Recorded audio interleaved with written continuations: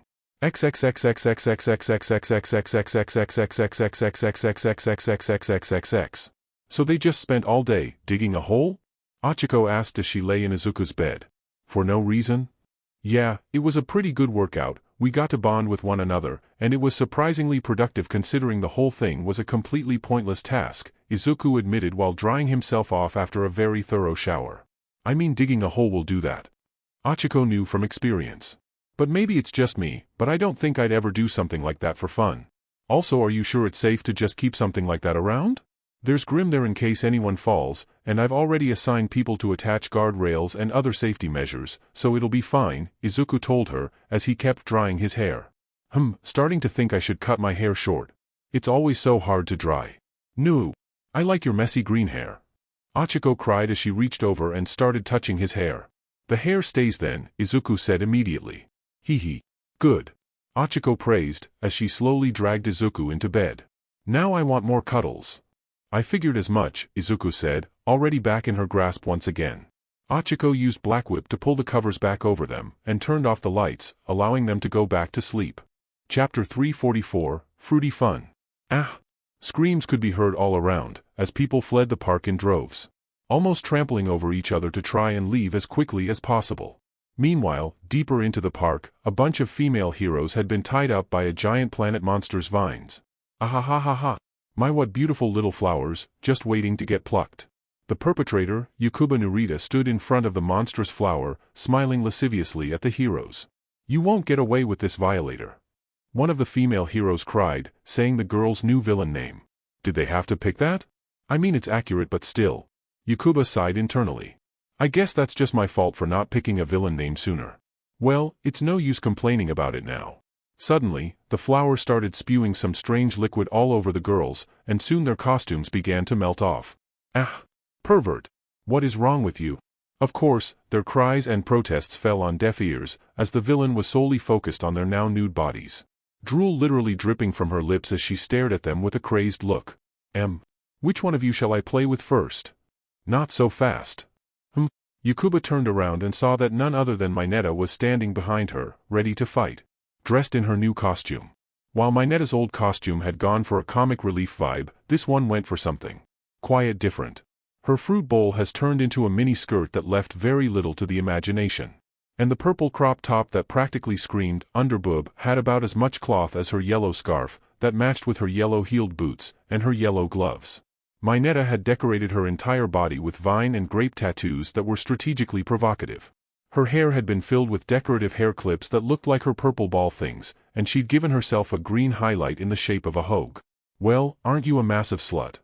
Yukuba said upon getting an eyeful of Mineta's new costume. And who might you be? The name's Grape Juice.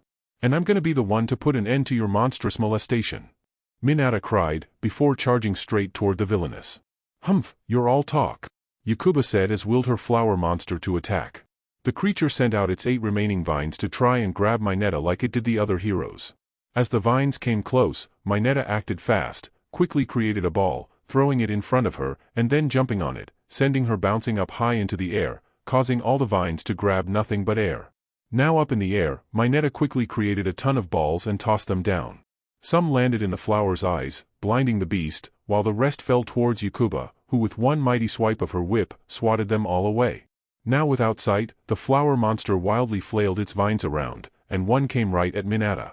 The grape girl quickly created a large ball, and used it as a shield, while attaching a rope made of small balls to it, so when the vine hit, it did no damage to her, and she was now holding onto the vine via her balls.